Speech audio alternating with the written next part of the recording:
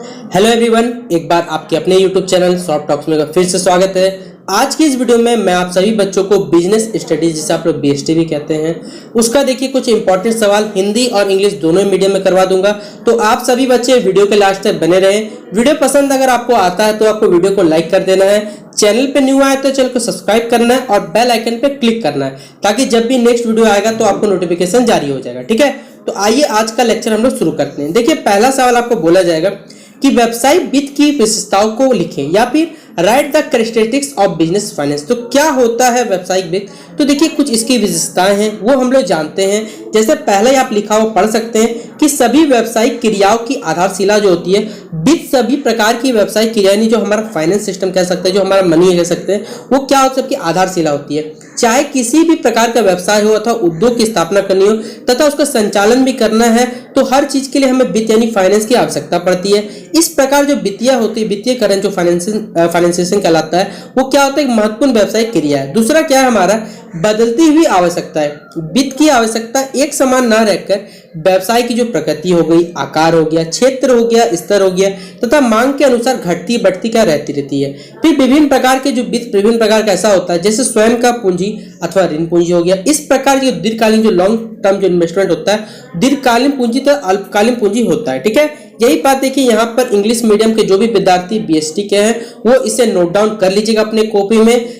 आप सही बच्चे कमेंट कर रहे थे कि सर हिंदी में बताइए, कोई बच्चे बोला तो इंग्लिश में बताइए। तो देखिए, मैंने दोनों ही लैंग्वेज बता दिया है। तो आप सभी जो भी बच्चे आपके जो भी मित्र के हिंदी में रखे हो तो हिंदी में उनको बोल दी लिखना। समझना है तो हिंदी इंग्लिश लिखा हो, इंग्लिश वाले विद्यार्थी हिंदी में समझ सकते हैं, पढ़ के तो दोनों में एकदम समझ सकते हैं। इससे दोनों का ही फायदा याद रखिएगा। ठीक है, तो दोनों ही अच्छे से नोट डाउन कर लीजिए, दोनों भाषा में। ठीक है, अगला सवाल हमारा पूछा हुआ है कि right any 3 advantage of facts, यानी जो हम लोग फैक्ट्स करते हैं उसके 3 हमें फायदे बताने हैं। क्या 3 लाभ होते हैं? तो देखिए, यहाँ लिखा हुआ पढ़ सकते हैं कि दूरसंचार विभाग की एक अद्भुत सेवा है जिसमें फैक्स मशीन द्वारा किसी भी प्रलेख की हूबहू जैसा रहता है, वो पूरा डिट्टो कह सकते हैं, फोटोकॉपी दूर कहीं दूसरे स्थान तक भेजना। मान लीजिए आपको महाराष्ट्र से अरुणाचल प्रदेश भेजना, जहाँ मान लेते हैं, आप आसानी से कुछ सेकंड में भेज सकते हैं। टेलीफोन की तरह फैक्स का भी एक नंबर अलग से आपको मिलता है और यह सेवा जो है वो 24 घंटे आपके पास उपलब्ध है। और सबसे ज्यादा इसका जो इस्तेमाल किया था वो पुलिस डिपार्टमेंट हो गया, जितने भी हमारे कह सकते हैं सीआईडी ऑफिस हो गया, वहां पर इसका इस्तेमाल किया था। इसके देखिए 3 लाभ है। पहला क्या? फैक्स मशीन से संदेश भेजना जो होता है वो सरल होता है। संदेश प्राप्त करने में वालों की क्या होती है? उपस्थिति अनिवार्य नहीं, कोई कंपलसरी नहीं है। संदेश या फिर प्रपत्र उसी रूप से प्रेषित करना असंभव है। फोटो हो गया, जन्म प्रपत्र हो गया, कोई भी डॉक्यूमेंट है वो आप इजीली क्या सकते हैं, इस मेथड से क्या कर सकते हैं, भेज सकते हैं। लॉन्ग डिस्टेंस वालों को आराम से भेज सकते हैं। तो बताइए कौन सा बेटर रहा? जबकि आपको मालूम होगा कि दूसरा अगर आप कोई भी ऐप से यूज करते हैं, जैसे व्हाट्सएप हो गया, तो वहाँ क्वालिटी वहाँ मैटर कर जाता है। लेकिन यहाँ पर पता थोड़ी सी बस आपको क्वालिटी कमी होगी, बाकी पूरा डिट्टो के डिट्टो जैसा आप करना चाहे वैसा कर सकते हैं। तो ये फायदा होता है, याद रखिएगा, फैक्ट्स का। ठीक है, अगला सवाल है हमारा, ये देखिए यहाँ इंग्लिश में लिखा हुआ है, तो जो भी बच्चे इंग्लिश माध्यम के हैं वो इंग्लिश में सवाल को लिख लीजिएगा और नोट डाउन कर लीजिएगा। अगला सवाल है हमारा ई बैंकिंग। और देखिए ई बैंकिंग, जहां भी ई वर्ड मिल जाए समझ जाइएगा वो क्या है। मोस्टली वो कंप्यूटर से या फिर इंटरनेट से जुड़ा हुआ है। तो ई बैंकिंग एक प्रकार की सेवा है जो उपयोगकर्ता का संबंध एक पीसी एवं ब्राउजर के माध्यम से बैंक की वेबसाइट स्थापित करती है एवं उपयोगकर्ता बैंक द्वारा क्या प्रदान की गई सेवाओं का उपयोग करता है। ई बैंकिंग इंटरनेट के माध्यम से अपने ग्राहकों को जो सुविधा देती है उनमें खातों के, जैसे खाता खोलना हो गया, विभिन्न कोषों को हस्तांतरित करना, बिल का भुगतान करना, ये सभी शामिल होते हैं। ई बैंकिंग के देखिए लाभों का हमें 2 भाग बांटा जा सकता है। एक हो गया ग्राहकों की दृष्टि से ई बैंकिंग के लाभ हानि को, ई बैंकिंग के माध्यम कुछ भाग है, जैसे ई बैंकिंग के ग्राहक से 3 वर्ष के 365 दिन 24 घंटे सेवा प्रदान करता है। ग्राहक मोबाइल फोन के द्वारा कुछ अनुमति प्रदान का लेन देन का कर सकता है, दफ्तर हो जाता है तो कुछ भी कर सकता है। फिर ई बैंकिंग के प्रत्येक लेन देन का अभिलेखन हो जाता है और यह वित्तीय अनुशासन लाता है। ई बैंकिंग से ग्राहक अधिक असंतुष्ट हो जाता है क्योंकि ग्राहक की बैंक तक असीमित पहुंच होती है, जो शाखाओं तक सीमित नहीं हो पाती। ग्राहकों की यात्रा के दौरान जो रोकड़ ले जाने की आवश्यकता नहीं होती। बहुत सा सुविधा देखिए।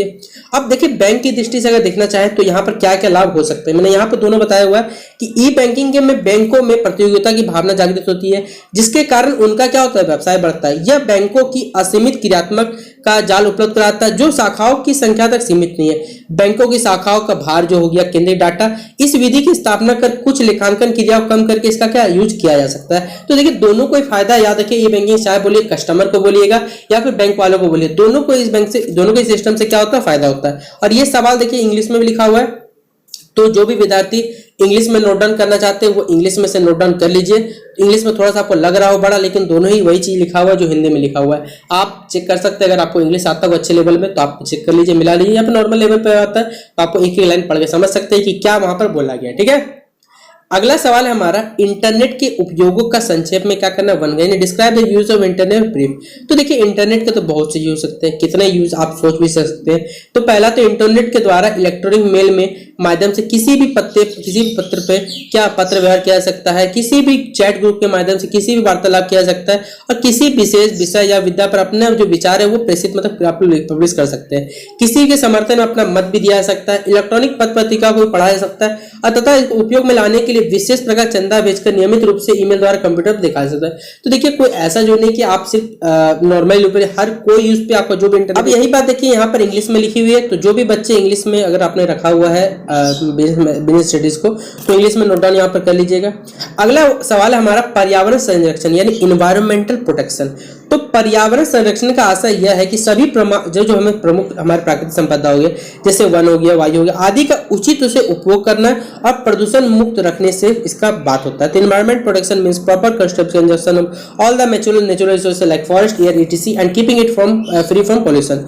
स्वामित्व पूंजी यानी ओनरशिप कैपिटल के मुख्य स्रोत क्या है, तो देखिए सीधा बात है, यहाँ पर आप पढ़ सकते हैं स्वामित्व पूंजी के प्रमुख स्रोत अंशों के निर्गमन से प्राप्त यानी the main source of ownership capital is the capital receive from the issue of share. ठीक है, अगला है हमारा सुपरमार्केट। तो सुपरमार्केट बड़े पैमाने पर एक ऐसी फुटकर संस्था होती है जो विभागीय भंडारों की तरह विभिन्न वस्तुएं क्या कर बेचती है, यानी supermarket is a large scale established retail organisation that sells various items like departmental store. ठीक है, अगला सवाल है हमारा कि what do understand by fixed deposit.